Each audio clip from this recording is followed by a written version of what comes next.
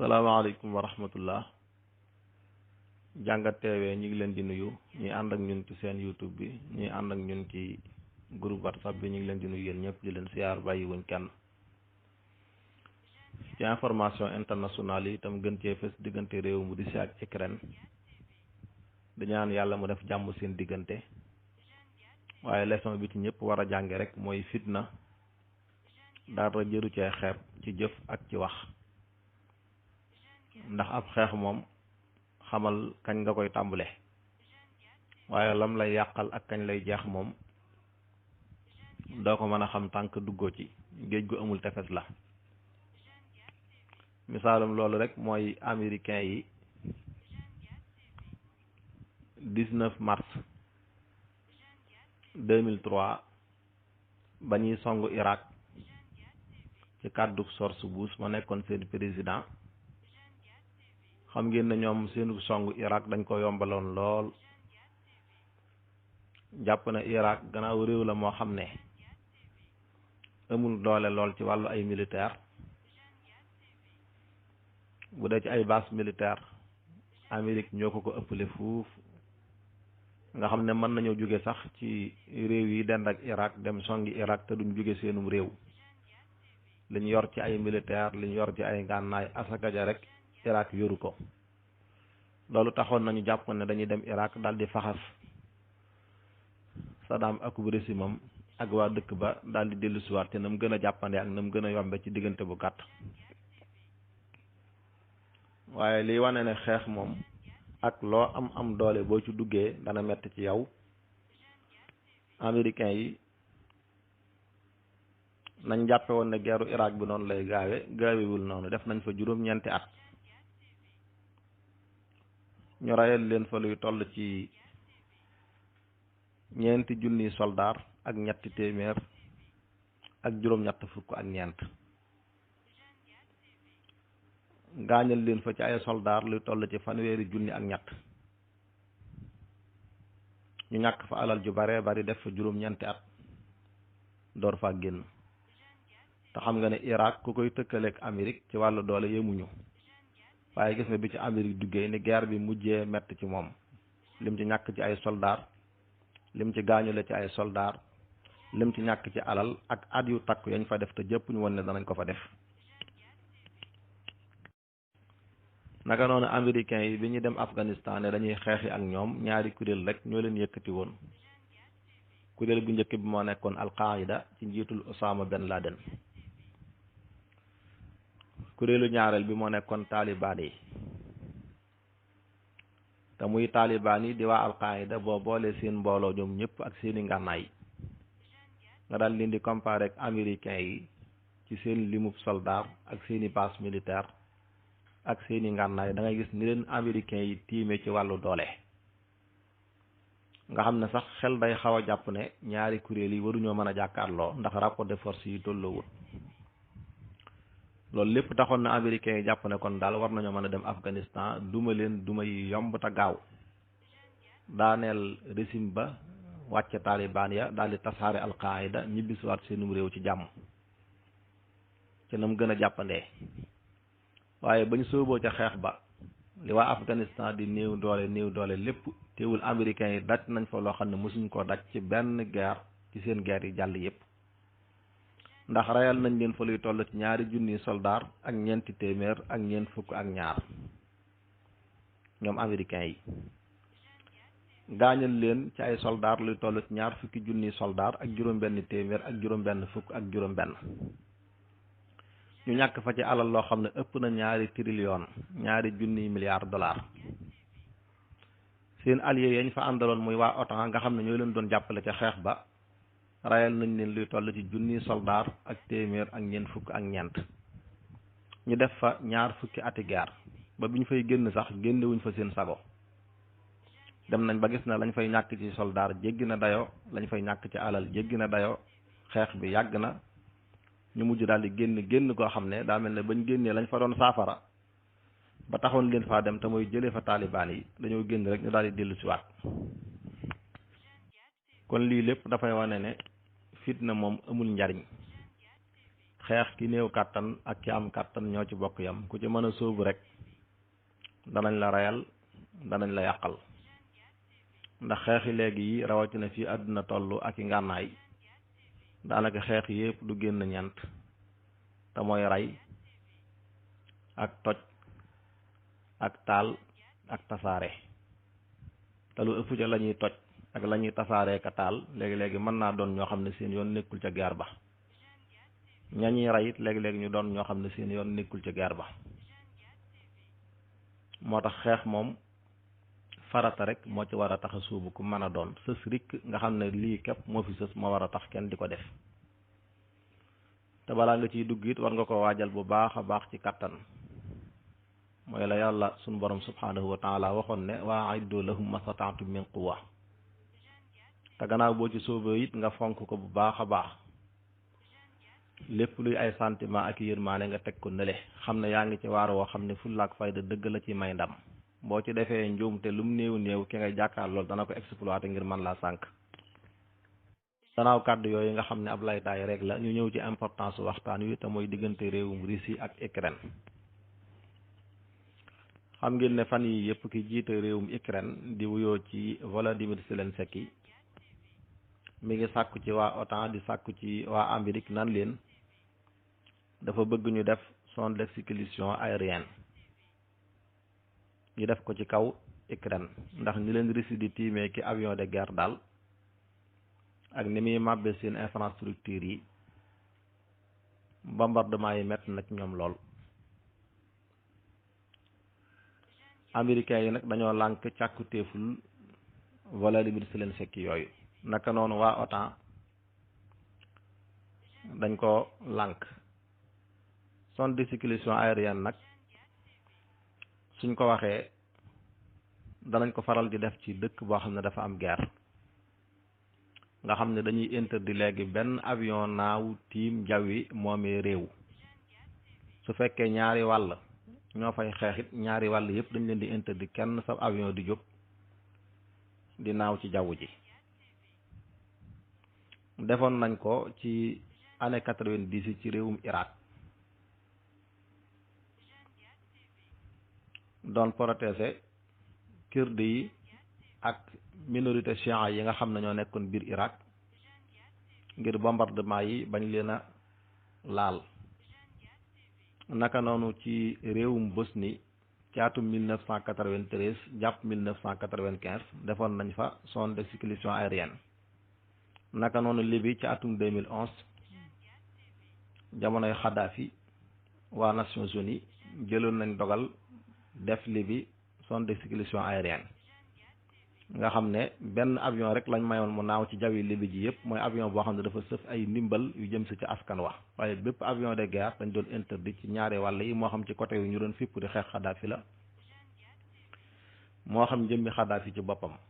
waaye jëmmi jawwi Libye moom lañ interdit woon benn avion boo xam ne dafa sëf ngànnaay wala mu sëf ay bomb di naaw di ko tiim nga xam ne benn avion jógatul woon loolu nag la Volodymyr Zelensky doon sàkku ci waa Amérique ak waa OTAN yi def ko ci jawwi Ukraine ngir mën a dox seen digganteeg Russie ba frappe aérienne yi muy def jëme ci seen kaw ak seen infrastructure yi muy màbb mu mën a dakk waaye américains yi bokk na ci li tax sax ñu lànk xalaatu Volodymyr Zelensky boobu jàpp nañ ne loolu suñ ko defee kon dañuy attaquer Russie directement ndax xam nga loolu fépp fu mu am dañ ciy boole ci suuf teg fa ay anti missile xeeti missile yooyu nga xam ne moom mooy contrecarrer avion yi nga xam ne ku ko respecté wul ba naawal sa avion dañ koy daaneel ca sansa kon loolu mooy bu ko américains yi defoon ak occidentaux yi kon dañuy mujj daal di jàkkaarloog Russie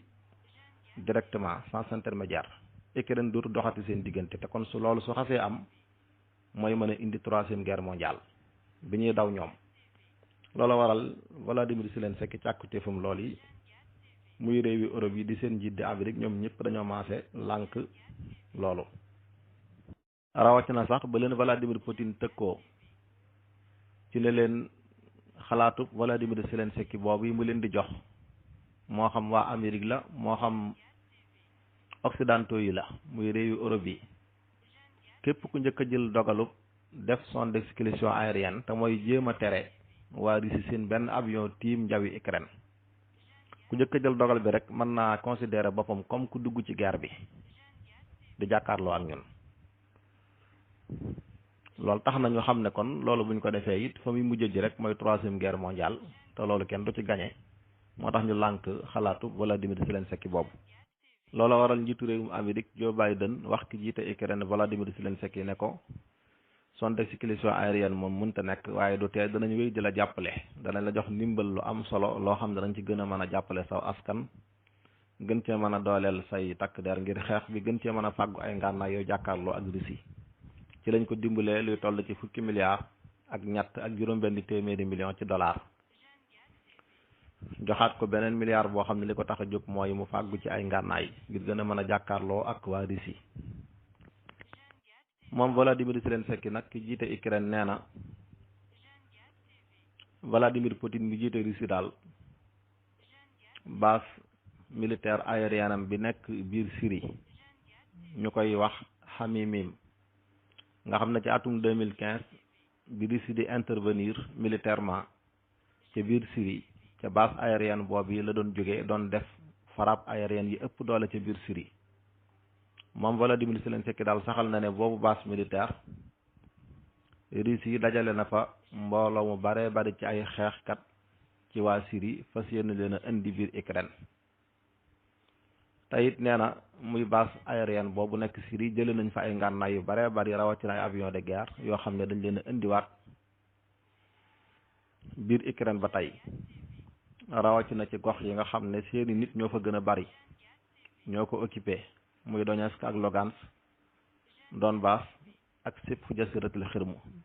nee na daal yooyu barab lu ëpp ci mercenaires yi nga xam ne Russie indi na leen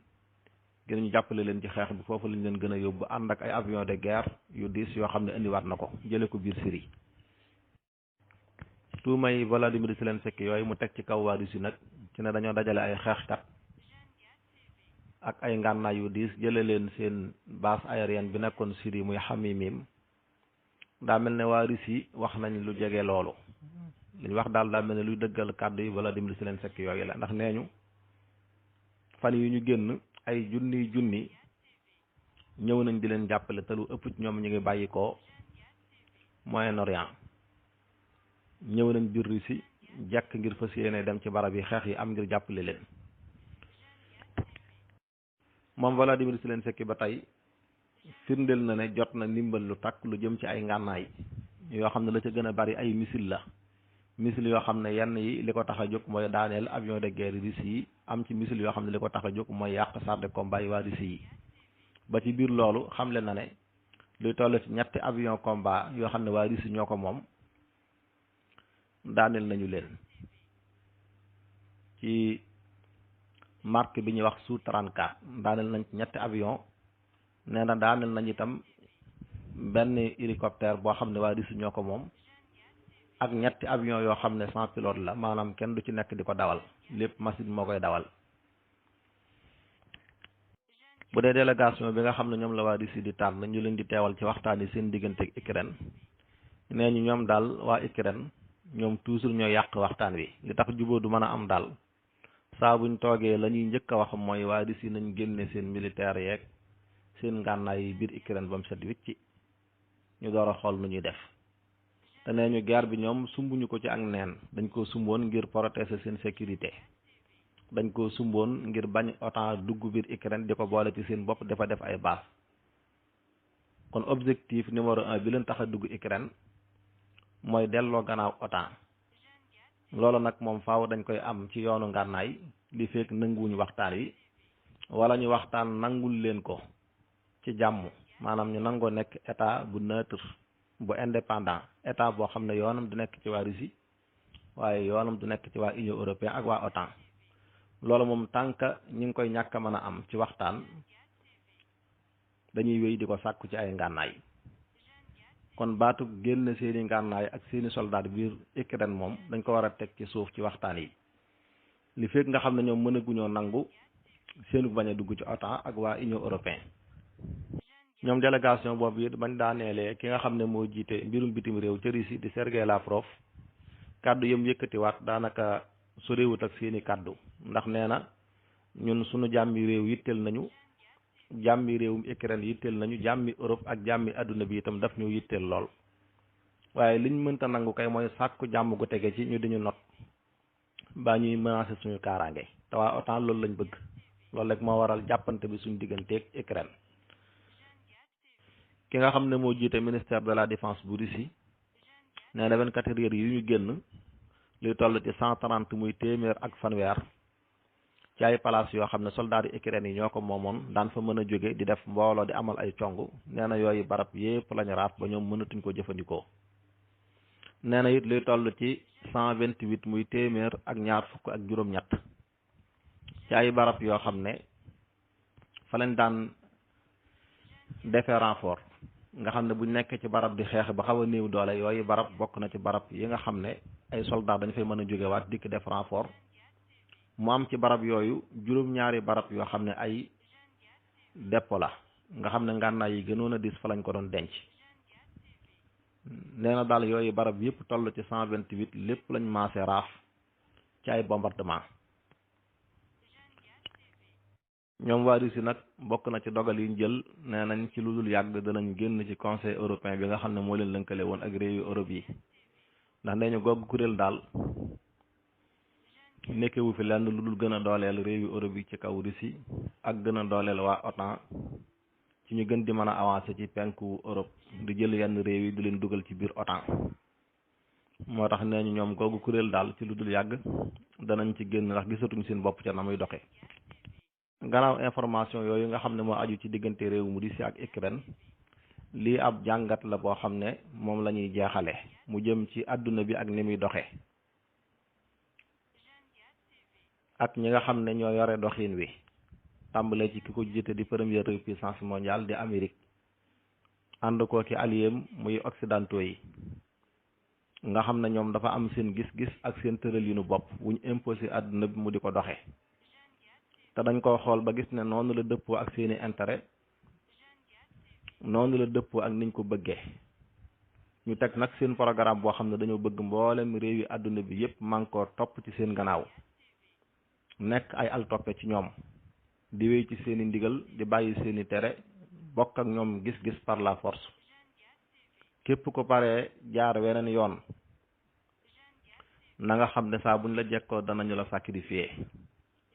nga xam ne mépp réew moo dégg ñu naan ña ngi koy attaquer militairement wala ña ngi koy teg ay sanctions bu mu la jaaxal xamal ne dafa wuuteeg ñoom xalaat ak tëraliin ak gis-gis kepp moo tax ñoom nag duñu wax mukk ne dañuy teg kenn ay sanctions pour delloosiwaat la ci yoon parce que bu dee yoon ñoom ñoo ko dàq jalgati ñëpp ndax su fekkoon ne ñoom dañoo tënk ci yoon respecté ko di sàmm àq ak yelleefu doomu aadama comme niñ koy waxee ci seeni làmmiñ buñ ko doon jëfee noonu ci seeni cër kon duñu attaqué réewum Irak militairement ndax lañ leen duuraloon ne moom la ñu def gëmloo ko àdduna bi yépp finalement ñëpp xam nañ ne loola wérul muy dañoo dencoon ay armes de destruction massive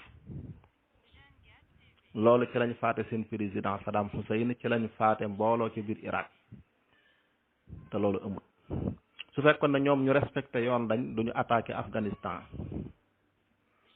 su fekkoon ne ñuy sàmmonteeg yoon lañ duñ ngemb Israël ci kaw Palestine mu dëkkee faat seeni askan ak di nangu seeni suuf su fekkoon ne ñoom ñuy sàmmonteeg yoon lañ kon duñu attaqué Libye militairement faat seen njiit di Kadhafi tas dëkk ba dugal leen ci guerre ngir rek protéger seeni intérêt kon ñoom bu dee yoon adduna bi dañoo war a xam ne ñoom ñoo ko dàq jalgati ñëpp képp ku wuuteeg ñoom ci gis-gis ak xalaat nag moom danañu la sacrifier jaare ko ci seen ñeenti ngànnaay yi ñu am ngànnaay la ca jiitu mooy fexe ba diaboliser la yàq sa der ci adduna bi yëpp jaare ko ci seen rajo yi seen télé yi ak seen journaux yi ak seen organisation yi gën a kawe danañ fexe ba lépp lu ñuy bind ci yow wala ñu di ko wax ci yow wala lu ñuy jàllale lu adduna bi yëpp di dégg baa ñu di ko gis danañ fexe ba loola nekk loo xam ne yow dalay taqal di la tuumaal di saltel sa der fépp ci àdduna bi nga xam ne léegi nit yi àdduna bi ñi fi dund ñëpp suñ nekkoon juróom ci misaal maanaam àdduna bi yëpp boo leen xaajoon juróomi xaaj ñeenti xaaj yi dañu mujj gëm na yow ko bon nga yow tekki woo dara lu yàqu ci àdduna bi yaa ko yàq. gaa yi wax nañ dëgg, yow fi nga jaar moo baaxut, ñoom seen xalaat moo baax. guerre de communication boobu la ñuy fexee gañe, nga xam ne ñëpp dañu gëm na yow moom ku ñu war a jàmmaar lool nga. parce que ci atum 2003 Irak àdduna bi yëpp li ci gën a bari dañoo gëmoon ne dem xeexi ak Saddam Hussein dafa jaadu, parce que arme destruction massive moom ku ko denc kenn warulaa may dara ci yërmaande. war nañoo dem xeexeek yow raaf sa dëkk jële la fi. ñu dem def fa juróom-ñeenti at ci mujj ga nit ñi xam nañ ne lañ doon tuumaal Saddam, lañ doon tuumaal Irak dara amu ci. dafa jaaroon yoon wu leen arrangé wut rek, doxalinam méngoowul ak seeni intérêt. ñu gis ne menace la ci ñoom, ñu dem faagaagal ko te mënuñ fa woon a dem sans prétexte. prétexte bi nag moo nekk dafa denc ngànnaay yoo xam ne baaxul ci àdduna bi, pour ñëpp mën leen a nangul ñu dem fa. seen ngànnaay lu ñaareel li nga xam ne nag baaxoo nañ cee faagaagal képp koo xam ne bokk ak ñoom ay xalaat, bokk ak ñoom gis-gis, mooy jaar ko ci wàllu militaire. buñ gisee ne yow amoo kàttan ci aar sa bopp te it àndoog ku la mën a aaral sa gannaaw, maanaam yoroo kàttan àndoog ku am kàttan, duñ fa nekk di la teg moom benn sanction. duñ nekk di def benn financement jëme ci seen rajo yeeg seen télé yeeg seen journaux yeeg seen organisation yi pour yàq sa der wala tilimal la. dañ lay song rek na mu gën a gaawee daal la fiy jëlee, comme niñ def Xadaafi nga xam ne xamoon nañ ne yorul ay ngànnaay, xamoon nañ ne benn organisation bu am doole ci wàllu militaire bu nekk ci gannaawam bu koy protéger amut. xam nañ ne Union africaine dong ñoo nekk ci gannaawam te ñooñu sax amuñ benn influence, amuñ kàttanug militaire bu ñuy défendre kenn. ñu daal di jóg daal koy attaquer militairement ba nañ ko fi jëlee. suñ gisee na nag am nga kàttan ci militaire wala yaa leen ëpp kàttan, ñu daal di toxoo ci ngànnaayul ñaareel loolu muy song la militairement, daal di jàll ci ay sanctions comme niñ def Russie. génn la ci système bancaire yi gën a mag ci àdduna bi lu mel ne système Swift, tëjal la seeni géej, ngir ne say bato duñ fa jaarati, tëjal la seeni jaww, dagg la ci wàllu jënd ak jaay, boycotté say sociétés yi gën a mag, duñ séqateeg ñoom yenn contrat. mépp réew moo séqal am ñagasoo, au lieu ñu daat ci dox tànki jàmm muy médiation ba jàmm dellu si waat, waaye dañuy dem daal di féeteeg moomee réew di ko jéem a jal ci sa kaw. rawatina réew moo xam ne da ngay jàppanteeg moom, danañ dem daat koy ngemb ci ay ngànnaay ak i financement ngir dooleel ko ci sa kaw. buñ séenee ab rébellion bu am ci sa biir dëkk moom dañ ko jëlale, danañ fexe ba di leen financer, di leen jox ay ngànnaay, di leen tudde sax léegi-léegi ay minorité yoo xam ne dañoo am ay àq ak yelleef yu ñu leen war a sàmmal. lépp di leen ko protéger ngir mën leen a jàll ci sa kaw ba yow jamono bu nekk doo tal sa bopp ci wàllu économie, doo tal sa bopp ci wàllu technologie, doo tal sa bopp ci lépp luy avancer la am réew. waaye problème boobu nekk sa biir réew moom nga naan siiw noo ko lijjantee ba mu féete boor. loolu lépp daa bokk ci méthode yi nga xam ne dañ koy utiliser di ko xeexe ñi nga xam ne dañoo wuuteeg ñoom xalaat ak i tëralin ci àdduna bi, ci réew yëpp nag ak fu mu mën a doon. dañ ciy gën a yàpp Afrique rek ndax ñoom ñoo gën a néew doole. ñeenteelu ngànnaay li nga xam ne baaxoo nañ ko jëfandikoo nag jëme ci kaw képp koo xam ne seen adversaire la te réew ma muy jàkkaar lool di xeex ak moom nekk seen soppe ñoom américains ak occidentaux yi.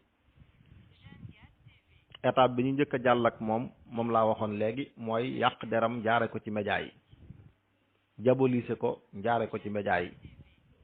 su fekkee ne foofee réussir nañ ko wala réussiruñ ko, dañuy jàll ci deuxième étape bi. su fekkee ku néew doole la dañu ëpp ko doole mën koo faagaagal ci ay ngànnaay, danañ demander intervention militaire ca ONU, dem fa ci turu Nations Unies faagaagali boobee dëkk. su fekkee ne am na kàttan ba jàpp nañ ne buñ ci duggee ak moom duñ ci génn, wala mën naa indi problème buñ dul xamati fan lay yem, ñu jéggi boobu étape daal di jàll ci étape bu ay sanction, teg yaatu militaire bi ci suuf, dem jël ay sanction ci wàllu économie, daal di takkatoo ñoom ñëpp boycotté la, wan la gannaaw ngir jublu laa loofal, xiifal la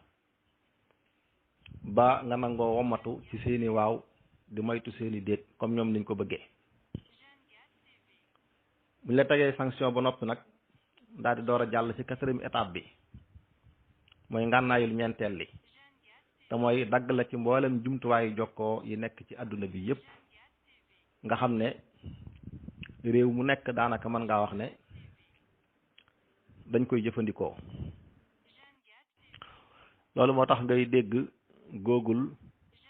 di wax ne danañ jël dogal dakkal seen jëflanteeg waa Russie dakkal seen jokkoo foofa ngir jàppale ko Ukraine ci xeex bi. moo tax it ngay dégg waa Facebook di wax ne danañ jël dogal dakkal seen jëflanteeg waa Russie nga xam ne Facebook dootu fa doxati ngir jàppale ko Ukraine ci xeex bi. te boo nee Facebook rek day yóbbaale WhatsApp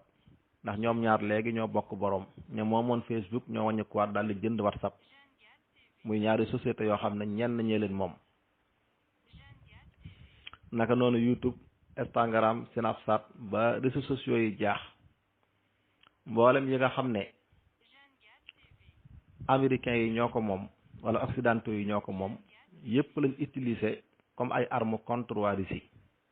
ba ci organisation yi gën a mag sax tañ mën ci citer organisation bi mel ne FIFA nga xam ne football képp lañ daan saytu ci àdduna bi moom la leen ñëpp xamee seen yoon musta nekk ci politique ak i guerre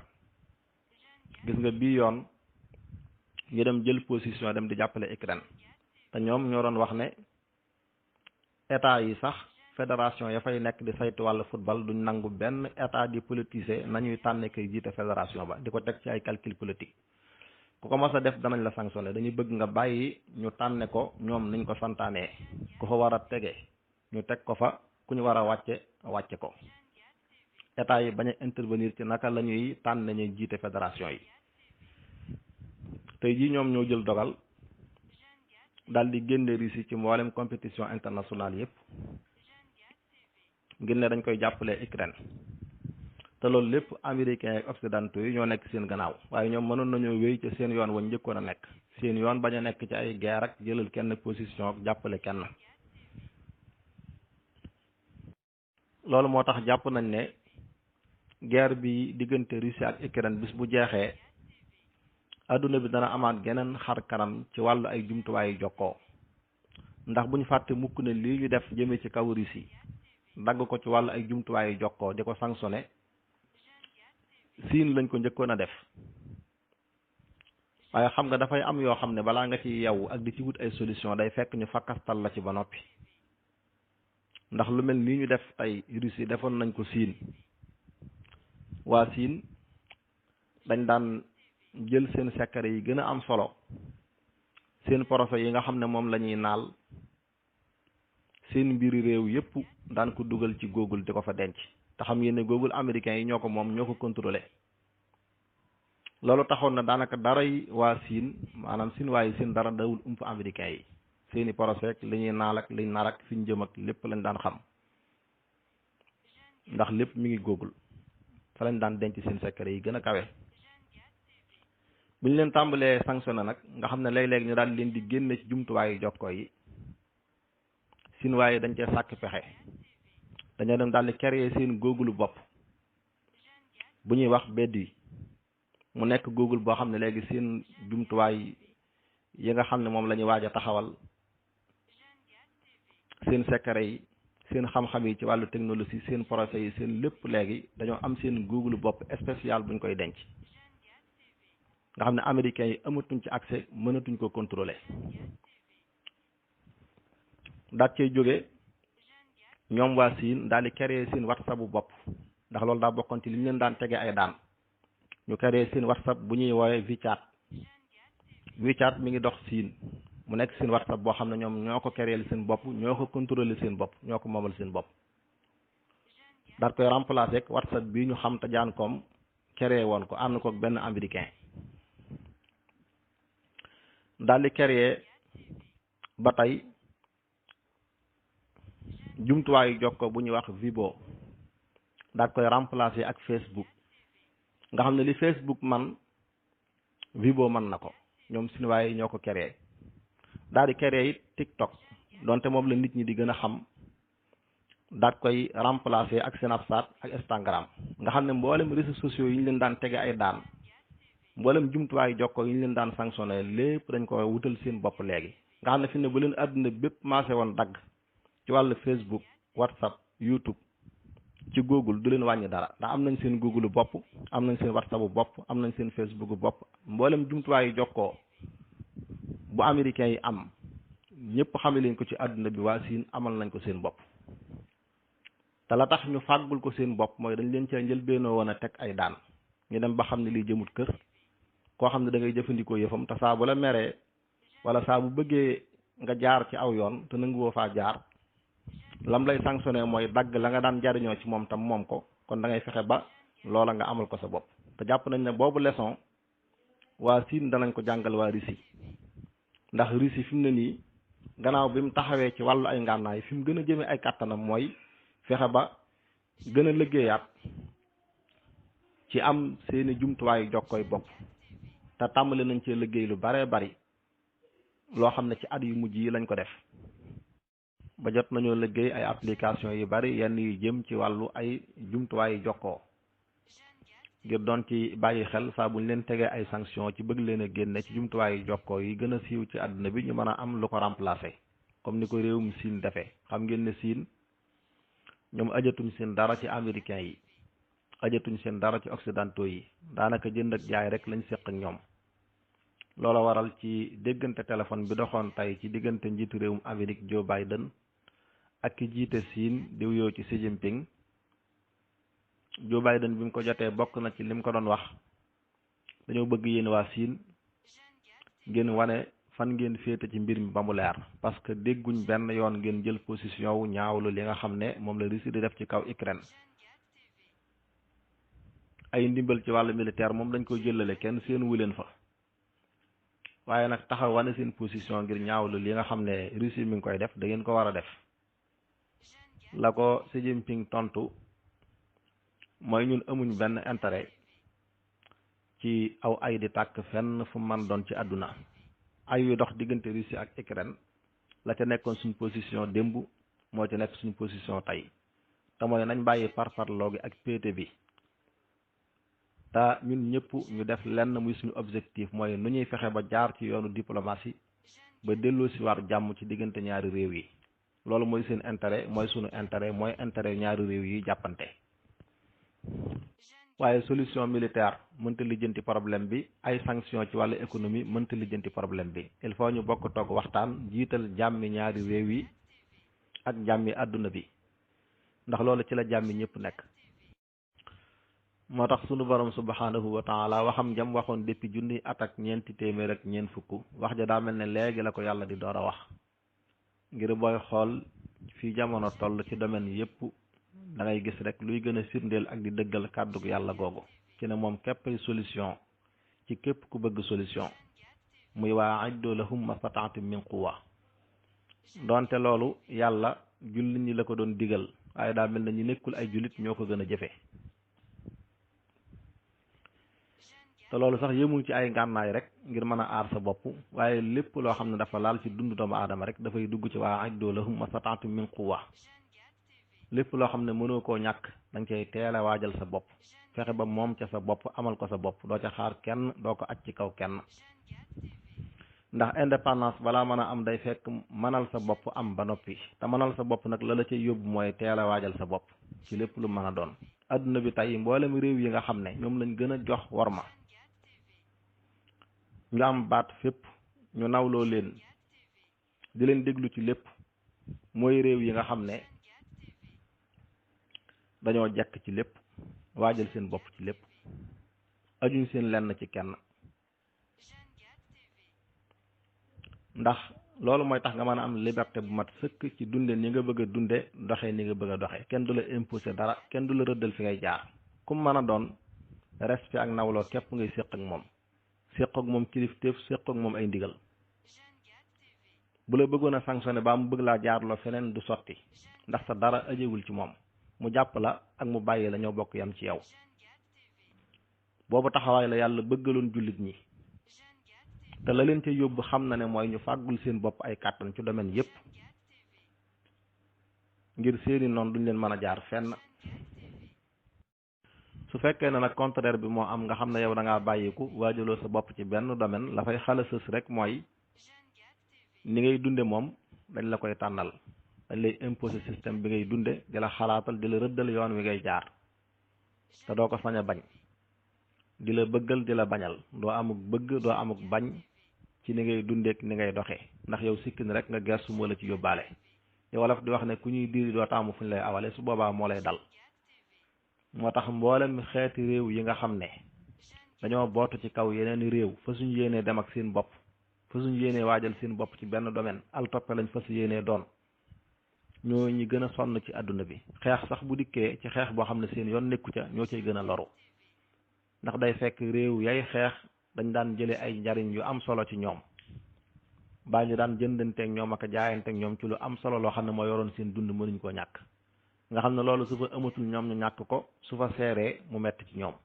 ndax mënuluñ seen bopp dara. kon waxu yàlla boobu moom ba keroog jant bi fay day wéy di dëggu, wéy di doon réalité. ku ko jëfe gis njariñ li, ku ko bàyyi teggi ko gis lor ji. mooy waajal leen seen bopp ci ay kàttan ci lépp lu laal seen dund, su ngeen bëggee dunde ni ngeen bëgg a dunde, su ngeen bëggee moom seen bopp nga xam ne du ngeen nekk ci ron kilifteefu kenn ku dul seen borom mi leen sàkk te moom leen, du ngeen nekk ci ron tëralinu kenn ku dul ki mu yónni woon ci yéen muy Muhammad sallallahu alayhi wa alihi wa sallam. kon loolu war nañ koy nafaraat bu baax a baax. lii moo nekkoon information yeeg jàngat yi nga xam ne